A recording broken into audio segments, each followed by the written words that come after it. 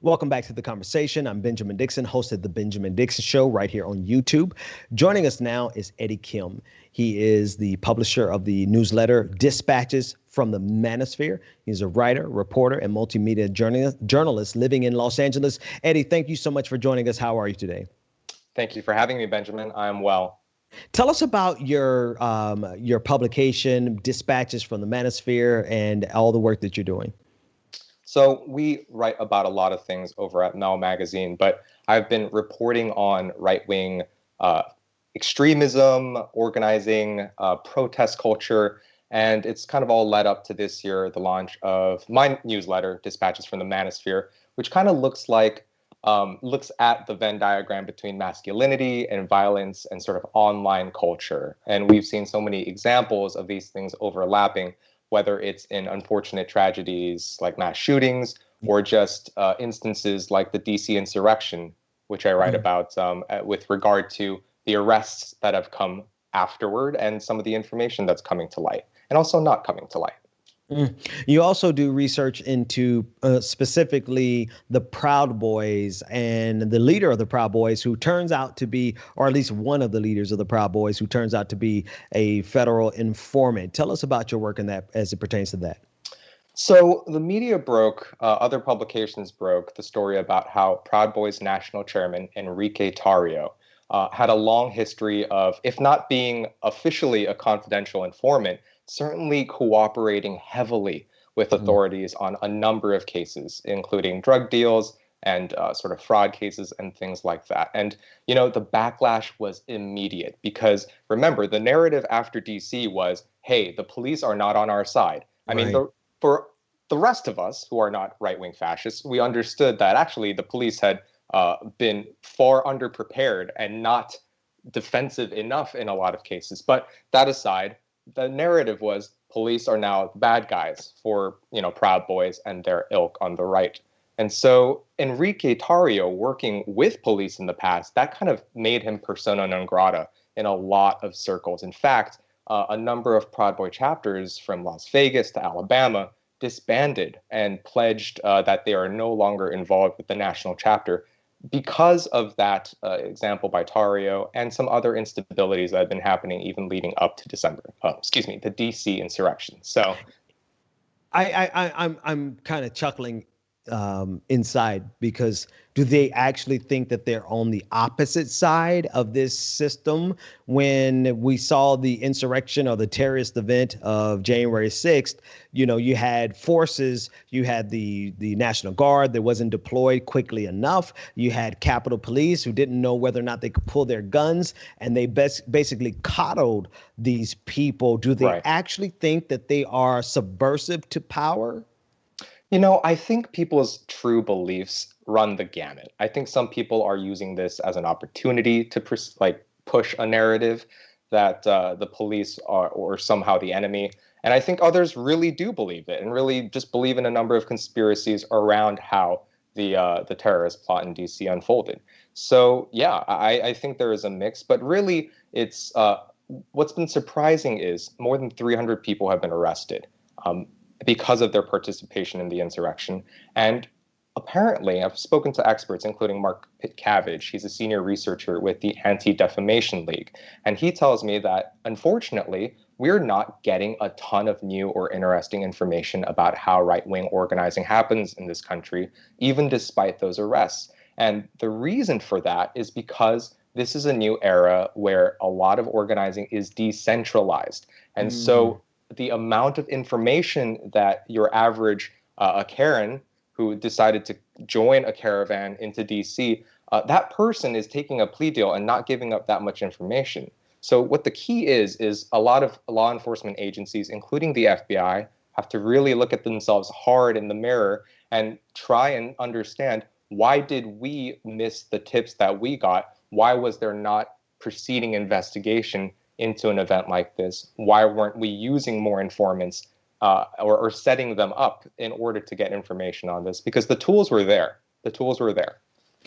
This actually is blowing me away, because you have both simultaneously people who are working with federal agents, federal agencies more specifically, and you have ideologies that align perfectly with the military industrial complex, white supremacy, and capitalism in this country, yet they feel like they are at odds, in so much as that you had white supremacists march up the steps on January 6th, facing off against their brothers, their comrades, like their same ideology. And still there's this confusion around the motivation, the organization around it. What have you found as it pertains to how you mentioned earlier, the masculinity, the male grievance, those types of things play into this as it pertains to January 6th specifically, and the decentralization of these organizations, because some people actually think they went to Washington, D.C. for liberty versus like white male conservative grievance complex? I think the first issue of my newsletter gets at this, and it's how Proud Boys stole a Swahili word, uhuru, for freedom. And now that is one of the most common Proud Boy slogans that, I found in Telegram chats and things like that. So it's interesting because there is this layer of sarcasm and irony. Oh, we're just dudes joking about this. Come in and joke about this stuff that you can't around Black people or around, queer people. Make those jokes and we'll be a brotherhood for it, right? Because the Proud Boys specifically label themselves as Western chauvinists. So, it's this layer of, oh, we're just the brotherhood that wants PC culture to be gone. And then what happens is this decentralized network puts out the feelers for people who are more than just kidding around. So something like uhuru, oh, that's funny, that's ironic. I don't mind dressing up in a Fred Perry polo shirt and saying uhuru in the streets. From that come more extreme thinking, and the feelers go out from national and from these chapter leadership to see who's going to be willing to plan, who's going to be willing to come to an event like the DC insurrection, who's going to be able to, plan violence against Antifa or whomever they think Antifa is. And so that's how there's this trickle up effect. That's how leadership has been formed in these circles. It's people who prove to be more violent and more loyal. And so, the fact that there's also a problem with snitch culture in this almost kind of organized crime type mob mentality space full of men with grievances and violent thoughts, it's not surprising. Brian Hughes, an expert in right-wing extremism at American University, he pointed out, listen, these are guys who are paranoid and violent and looking out for themselves and are getting high off the feeling of that, individualism in a group. And so when you push them into a corner and you charge them with the crime, they might snitch just because they're only looking out for themselves. And that's what got them to that group in the first place. But what blows me away is that literally they are part of the system. I mean, the Proud Boys, of course, their grievance is feigned and it is devoid of any substance as it pertains to any actual oppression that they face. What do you view? I'm at a loss of words here because they have this rage against the system mentality when they are part and parcel of the system. And what you're telling me is that this trickles down and trickles up as it pertains to the individualism that they find. So what is the point? Why are they even out there when the system serves them, but they think that they're fighting against the system? I don't know the answer to that. However, I think that the uprisings we saw for Black Lives Matter, for immigrants, for minority rights in this country starting, not in 2020, but certainly there was a lot of mass mainstream attention given to it in 2020. I think that made a lot of people who are right-wingers very bitter and wanting something for their own. And that's why you saw Save the Children protests that were just an amalgam of QAnon conspiracists and Trumpers and right-wingers. And I think this is an extension of that, right?